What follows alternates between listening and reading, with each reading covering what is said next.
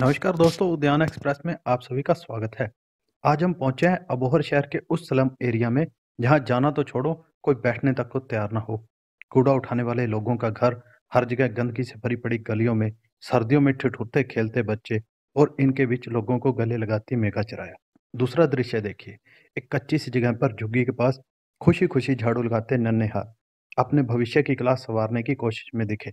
और एक दिव्यांग युवती जो शायद ठीक से खड़ा होना तो दूर चल भी नहीं सकती। इन बच्चों में खुशी है अपने भविष्य की पाठशाला को लेकर। जिन बच्चों की नींद कूड़े भरी जिन बच्चों की नींद कूड़े भरी गलियों में खुलती हो, पूरा दिन कूड़ा उठाना और फिर शाम को जैसा तैसा खा पी कर सो जाना इनकी नीति थी। इसी नियत इसी नियति को बद इसी नियति को बदलने की चाहत लेकर रॉबिनहुड आर्मी की सदस्य मेगा चराया ने यहीं पर रहने वाली 10वीं तक पढ़ी लिखी शालू को साथ लेकर वो करने की ठानी जो कोई सोच भी नहीं सकता। इस बस्ती के पास कई छोटे बड़े स्कूल हैं, परंतु आर्थिक तंगी और माँ बाप की अनपढ़ता बच्चों को पैरों में बच्चों के पैरों में बेड़ियां बनी हुई थी। एकाध बच्चों को पढ़ने एकाध बच्चे पढ़ने भी जाते थे, परंतु माँ बाप फीस नहीं भर सके तो स्कूल ने निकाल बाहर किया। ऐसे ही बच्चों को पढ़ाने के लिए मेगा चराया अजय तंवर ने शालू को साथ लेकर बच्चों में शिक्षा की अलख जगाने की शुरुआत की, तो मोहल्ले के लोग भी साथ आए। ऐसे ही बच्चों को पढ़ाने के लिए मेगा चराया अजय तंवर ने शालू को साथ लेकर बच्चों में शिक्षा की अलख जगानी शुरू की, तो मोहल्ले के लोग भी साथ आए। शाम को लगने वाली इस क्लास में 35 से ज़्यादा 35 से ज़्यादा बच्चे पढ़ाई कर रहे हैं।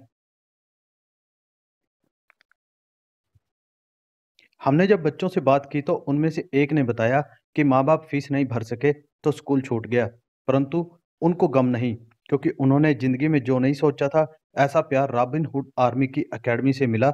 बाकी खुद बच्चे की जुबान से सुनिए। मोहल्ले की बुजुर्ग महिला आर्मी का धन्यवाद करती नहीं थकती और कहती है, भगवान सबकी मदद करने के लिए ऐसे फरिश्ते भेजे। उधर बच्चों को पढ़ाने वाली शालू कहती है कि उन्हें मेगा चराए के रूप में गॉड गिफ्ट मिला है। रॉबिन्स मेगाचराया ने बताया कि उनका उद्देश्य बच्चों को भिक्षावृत्ति से निकाल कर पढ़ाई की ओर ले जाना है। बेटा स्कूल क्यों छोड़ दिया आपने? हमारे मम्मी पापा फीस नहीं भर सकते। अब कहाँ पर पढ़ रहे हो आकर? Robin Hood army academy. कौन कौन पढ़ाता है आपको? Megha ma'am, Varija ma'am, Shalu ma'am. यहाँ पढ़ के कैसा लगता है? हमें बहुत अच्छा लगता है। हमें ढेर सारा प्यार देते हैं और हमें कपड़े देते हैं, शूज वगैरह देते हैं, कोटियाँ देते हैं। हमें पिकनिक के लिए ले जाते हैं, लोहड़ी बनाते हैं और हमें पार्क में भी ले जाते हैं, मूवी दिखाने ले जाते हैं। हमारा जो नहीं दिखा हुआ वो हमें दिखाने के लिए ले जाते हैं। क्या नाम क्या माता जी आपका? मेरा संतोष।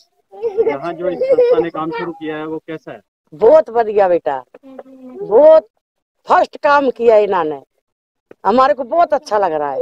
क्या करते हैं यहाँ? भाई ये हमारी बहुत सुविधा करते हैं, गरीबों के वास्ते जो भी चीज आती है वो भी देते हैं, हमारे बच्चों को भी सुधारते हैं, पढ़ाई भी करा रहे हैं, सब कुछ से न जो सी वो सब सुविधा ये दे रहे हैं हमारे को। इससे पहले कोई आके इस तरह की मदद? नहीं नहीं बेटा, कोई नहीं आया था। अब तो हमारे को बहुत बदल दिया। मेरे पोते है जैसे दिमाग से कमजोर है, वो पहले बहुत खराब थी उनकी हालत, अब बहुत बढ़िया है। एक की तो बहुत बढ़िया, एक की थोड़ी हालत तो अभी है, ये सुधार देगी। क्या चाहोगे परमात्मा से कि ये संस्था हमेशा? हाँ जी, हाँ बेटा, हम तो यही समझते हैं अभी हमारी ये सहायता करते हैं तो भगवान इनकी सहायता करे। मेरा नाम शालू है। कौन सी संस्था से आप? मैं रॉबिनहुड आर्मी से। कब जुड़े थे? मेरे को साल होने को आया है। तो क्या आप क्या कर रहे हैं? क्या मैं बच्चों को पढ़ाती हूँ कौन से एरिया में पढ़ाते हैं? स्लम एरिया में। कितने बच्चे पढ़ते हैं? यहाँ 30-35 बच्चे पढ़ते हैं। तो जो बच्चे पढ़ते हैं वो किस एरिया से आते हैं? वो सर जैसे बिल्कुल गरीब बच्चे हैं जो भीख मांगने के लिए जाते थे, पैसा वगैरह मांगने के लिए जाते थे, तो उन बच्चों को हम पढ़ाते हैं। और हमें यह सब मेगा मैन की तरफ से मिला है सब कुछ। एक कहते हैं कि जो परमात्मा ने गॉड की तरफ से दिया है, बहुत अच्छे लोग भेजे हमारे बीच, और हम परमात्मा का शुक्रगुजार करते हैं कि हमारे बीच ऐसे लोग हैं जो यहाँ के जैसे अच्छा, जैसे हमें कुछ नहीं पता था हमें ऐसी चीजें बताते हैं, बच्चों को बताते हैं, और हमारे एरिया को उन्होंने सुधार दिया है। और मुझे बहुत अच्छा लगता है कि वो एक गिफ्ट के तौर पे आए हैं यहाँ पे, गॉड ने उन्हें एक अच्छा गिफ्ट दे के हमें भेजा है।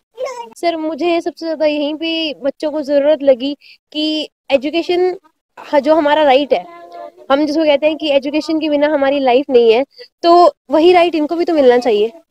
तो जहाँ हमने फिर ये सोच शुरू की, जहाँ पे कोई नहीं जाता वहां पे जाके उनको पढ़ाया जाए।